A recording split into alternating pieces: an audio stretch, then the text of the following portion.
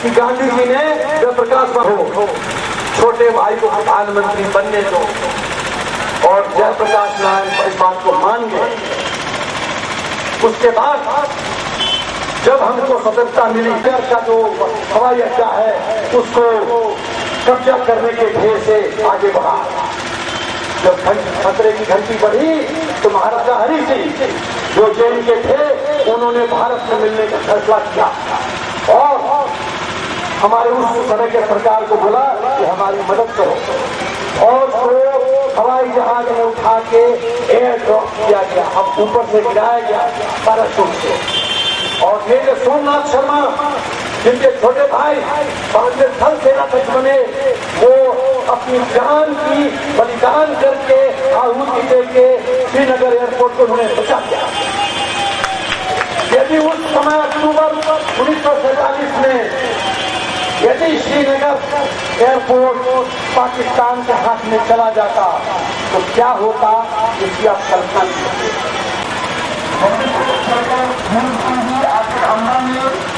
फिर बात हुआ भारत का राष्ट्रपति कौन बने,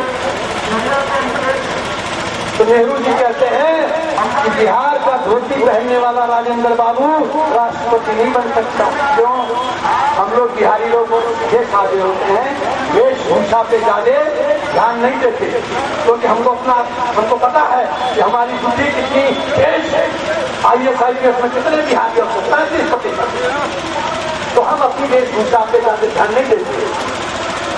नेहरू जी जिनका कपड़ा टेनिस धुलने जाता था, उनको चाहिए था श्रीराज को बलाचारी, इस तरह का आदमी राष्ट्रपति। ऐसे ऐसे लोग जो रात को क्रॉस किए, विलेट खेले। दूसरा अपमान राजेंद्र बाबू को राष्ट्रपति बनने से चेन पुलिस किया गया। मैं बहुत इंटरेस्टिंग बात बताता हूँ आपको। जब राजेंद्र प्रसाद जी राष्ट्रपति बने और अपने मुगल गार्डन में सुबह में कुर्सी लेके खेती कर रहे थे, तो साधन तो है, कहाँ है राष्ट्रपति जी? तो राजेंद्र बाबू कहते हैं राष्ट्रपति जी अभी मुगल गार्डन में खुरपी लेके बागवानी कर रहे हैं। जय जय भोलेनाथ। उसके बाद कांग्रेस ने कहा कि 575 रजवाड़े घराने थे, उसको भारत में ले आने की जिम्मेदारी सरदार वल्लभ भाई पटेल को दी गई, और एक ही जिम्मेदारी दी गई नेहरू जी को। वल्लभ भाई पटेल ने 575 रजवाड़ों को हिंदुस्तान में मिला दिया, और निजाम और हैदराबाद ने जब थोड़ी आंख दिखाने की कोशिश करी तो फौज भेज। नेहरू जी ने क्या किया? जब श्रीनगर का ये एयरपोर्ट हम लोग बचा लिए और हमारी फौज आगे बढ़ने लग गई और हम पाकिस्तान से बहुत तेजी रफ्तार से मना करने के बावजूद उन्होंने प्रेस कॉन्फ्रेंस किया और कहा कि हम सीज फायर बंद करो, हम प्लेबिसाइड करेंगे, हम यूनाइटेड नेशन जाएंगे। 1965 जो लड़ाई हुई थी उसके बाद लाल बहादुर शास्त्री ताशकंद गए थे। कैसे मौत हुई? मैं पूछना चाहता हूं कि जब लाल बहादुर शास्त्री का शरीर नीला पड़ गया था तो उनके शरीर का पोस्टमार्टम क्यों नहीं हुआ? 71 की लड़ाई। मैडम गांधी, मुझे 3 महीना में चढ़ाई करना है इस पाकिस्तान से, मुझे विजय दिलवा दोगे? तो सैम मलिक शॉ शेर बकर था, दिल का राजा था, बोलता है मैडम राजनीति आपका क्षेत्र है, रणनीति मेरा क्षेत्र है, मेरे टर्म्स कंडीशन पे, मेरे शर्तों पे लड़ाई करो, विजय श्री का माला मैं पहनाऊंगा, अपनी शर्त पे करोगी तो आ जाओ। तो उन्होंने कहा क्या चाहिए तुम्हें? बोला 6 से 7 महीना क्या पूरी तरह से तैयारी करूंगा, और इतिहास गवाह है कि सैम मलिक शॉ ने 7 महीने का तैयारी किया और विजय श्री हमारे हाथ लगा। 1984 जब मैडम गांधी का हत्या हुआ तो चंद्रशेखर 7 दिन तक लगातार राजीव गांधी के साथ गए। मैं उन दिनों दिल्ली में ही पोस्टेड था और जनकपुरी में रहता था, B1399 जनकपुरी फर्स्ट फ्लोर।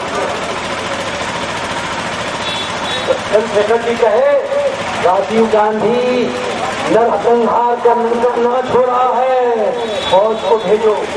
7 दिन तक दिल्ली में फौज थी, क्यों नहीं भेजा गया? मैं पूछता हूँ, फौज को 7 दिन क्यों नहीं भेजा गया दिल्ली में? कितने सरकारों को मैंने देखा गुरुद्वारा में प्यार लगा के ऐसे नरसंहार होते हैं। 2013 21 बिहार रेजिमेंट के 4 जवानों का पाकिस्तान के सैनिक सीमा पार करके गर्दन काट करके ले जाते हैं। सिपाही हेमराव का गर्दन फुटबॉल की तरफ खेला जाता है और पाकिस्तान के टीवी पे दिखाया जाता है। और रक्षा मंत्री जी क्या कहते हैं? जबकि थल सेना अध्यक्ष जनरल विक्रम सिंह लिखित में मिनिस्ट्री ऑफ डिफेंस को रिपोर्ट देते हैं कि वो पाकिस्तानी सैनिक थे। रक्षा मंत्री लोकसभा में क्या कहते हैं? वो पाकिस्तानी आतंकवादी थे। मैं रक्षा मंत्री जी आपसे ये पूछना चाहता हूँ कि जब थल सेना अध्यक्ष आपको लिखित में रिपोर्ट दे रहा है तो किस सूचना के आधार पे, किस आधार पे आप अपना वक्तव्य और थल सेना अध्यक्ष का स्टेटमेंट बदल देते हैं लोकसभा में? आप मुझे आपके नियत से शक हो रहा है रक्षा मंत्री जी। और यदि भाइयों बहनों देश के रक्षा मंत्री के नियत से शक हो, राजभवन 10 अक्टूबर 2013 2:30 बजे दोपहर में राजभवन साहब चेयरमैन हैं सुरक्षा समिति के लोकसभा के, और ये दस्तूर है जो चेयरमैन लोकसभा सुरक्षा समिति का होता है उसको प्रेजेंटेशन तीनों चीफ देते हैं, थल सेनाध्यक्ष, नौ सेनाध्यक्ष, वाइस। तो राजभवन में आधा घंटा ही जनरल विक्रम सिंह ने ब्रीफ किया था। बोलते हैं मेरी प्लेन छूट रही है, मुझे शादी के लिए जाना है, अब खत्म कीजिए। जिस नेता को, जिस कांग्रेस सरकार को सुरक्षा का थल सेनाध्यक्ष के सुनने का वक्त, स्वतंत्रता की लड़ाई सब लड़े, कहाँ है सुभाष चंद्र बोस की फैमिली, कहाँ है भगत सिंह का परिवार, कहाँ है खुदी राम नरेंद्र भाई मोदी को कम से कम 350 सीट दो, किसी भाई को सिखाओ और फिर भाजपा चाल देना।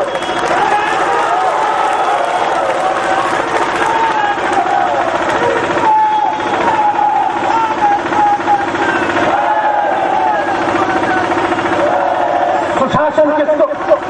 जो गरीब होगा वही उसका ढूंढ सकता जनता का, वो लोग नहीं ढूंढ सकते जो बर्थडे मनाने न्यूयॉर्क जाते हैं, वो नहीं ढूंढ सकते। एक गरीब को बनाओ जो समझता है गरीब, और वो विकास समझता है।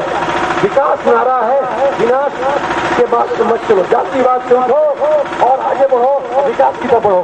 जय हिंद।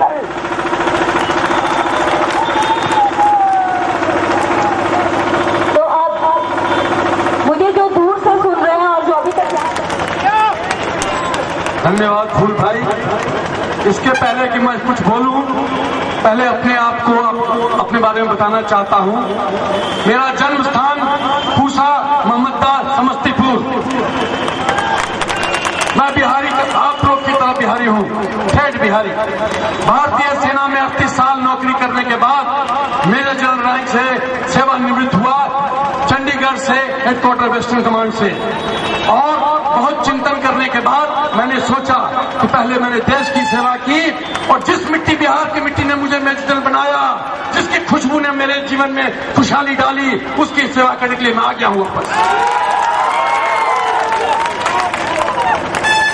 भाई और बहनों, मैं जब इंडियन मिलिट्री अकेडमी में अफसर का ट्रेनिंग कर रहा था तो मुझे सिखाया गया था कि देश का हित सर्वोपरि है, सर्वप्रथम है। जिस यूनिट में तुम नौकरी करते हो और जो जवान है उस यूनिट के, उनका हित अगला है और तुम्हारा अपना हित सबसे अंत में आता है। मैं उसी शब्दों को राजनीतिक जिंदगी में बताना चाहता हूं, सिविल लाइफ में बताना चाहता हूं। भारत का हित सर्वप्रथम और सर्वोपरि है सबके लिए। बिहार का हित उसके बाद आता है और आपका अपना हित सबसे पीछे आता है। हम इतिहास बचपन में पढ़े थे, इतिहास के कुछ पन्ने आपके सामने मैं दोहराना चाहूंगा, क्योंकि मैं देख रहा हूं, मैं 62-63 साल का हूं, मैं देख रहा हूं कि मेरे सामने बहुत जवान लोग हैं जिनको हो सकता है कि भारत का इतिहास पता नहीं हो। दृष्टिकोण से मैं दोहराना चाहूंगा भारत के इतिहास। जब जो अपना स्वतंत्रता की लड़ाई हो रही थी तो महात्मा गांधी नहीं चाहते थे कि भारत का विभाजन हो। वो तो यहां तक सोच लिए थे कि जिन्ना को प्रधानमंत्री बनाओ, लेकिन नेहरू जी के पेट में खलबली हुआ। उन्होंने कहा, बापू जिनको मैं पिता समान मानता हूं, बापू यदि जिन्ना बन गए तो मैं क्या करूंगा, मैं क्या करूंगा। 1947 भारत स्वतंत्र हुआ और पाकिस्तान की सेना श्रीनगर के एयरपोर्ट पे, हवाई अड्डे पे कब्जा करने के लिए आगे बढ़ी। वहां पर मेजर सोमनाथ शर्मा ने अपने जान की न्यौछावर करके अपना जान न्यौछावर किया, लेकिन हवाई अड्डे को बचा लिया। और महाराजा हरि सिंह, JNK के महाराजा हरि सिंह ने जब भारत को निवेदन दिया कि मेरे को बचा लो, तो भारतीय सेना हवाई अड्डे पहुंची और आंधी की तरफ बढ़ना आगे शुरू हुई। और जब आंधी की तरफ बढ़ना शुरू हुई तब क्या हुआ भाइयों बहनों, मैं बताता हूं क्या हुआ। सरदार वल्लभ भाई पटेल ने कहा, जवाहर फौज को मत रोको, बढ़ने दो आगे, हम पूरे पाकिस्तान को कब्जा कर लेते। लेकिन जवाहरलाल नेहरू ने फौज पे ब्रेक लगाया, मीडिया प्रेस कॉन्फ्रेंस किया और बोला, सीज फायर, फायर बंद करो, हम प्लेबिसाइड करवाएंगे, यूनाइटेड नेशन जाएंगे। वो जो फुंसी हुआ था आज कैंसर है, कैंसर कैंसर। किसकी गलती है, किसकी गलती है? नेहरू परिवार की, कांग्रेस की। कांग्रेस ने जिम्मेदारी दी नेहरू जी को कि JNK का मसला आप सॉल्व करो, आप उसको ठीक करो। और सरदार वल्लभ भाई पटेल को 575 रजवाड़े को हिंदुस्तान में मिलाने की कार्रवाई की। जब हैदराबाद का निजाम थोड़ी सी टेढ़ी आंख से देखा तो वल्लभ भाई पटेल ने हमारी फौज को भेजा और उसकी टहनी ममड़ के भारत में। और नेहरू जी ने क्या किया, JNK में हम जब फौज आगे बढ़ रहे थे तो फौज को रोक दिया। कितना फौज का मनोबल टूटा होगा। 1965 मैं ठीक एकदम डेट वाइज चल रहा हूं। 1900 जब हम स्वतंत्र हुए तो फूल भाई ने ऑलरेडी बता दिया है कि कैसे राजेंद्र बाबू को राष्ट्रपति बनने से रोका गया। 1965 वो क्या राज था जिसको छुपाने की कोशिश की गई। और जो एक जो लाल बहादुर शास्त्री का पुत्र था और दो जो अच्छे विटनेस थे, उनका 3 महीना में दिल्ली में एक्सीडेंट होकर मौत हो गया। ये इतिहास है। 71 हुआ, 71 की लड़ाई, जब हम बांग्लादेश को स्वतंत्र किए तो 94-95 हजार पाकिस्तानी सिपाही हमारे गिरफ्त में थे। और एक मैं ऐसी बात बताने जा रहा हूं कि मेरा ख्याल है कि हिंदुस्तान में 200 से ज्यादा आदमी इस बात को नहीं जानता जो मैं आपको बताने जा रहा हूं।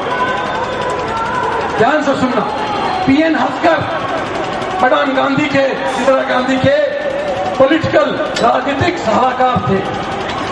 जुल्फिकार अली भुट्टो शिमला में बोलते हैं, हस्कर साहब मुझे मैदान से 2 मिनट के लिए मिला दो, 2 मिनट। हस्कर से मुमकिन नहीं है। मैडम से पूछा गया, मैडम ने कहा ठीक है मिलाओ। और जिस आदमी ने इंडियन फॉरेन सर्विस के बंदे ने चाय सर्व किया था, उसका नाम नहीं बताऊंगा, सब बात उससे पता चला है। क्या हुआ,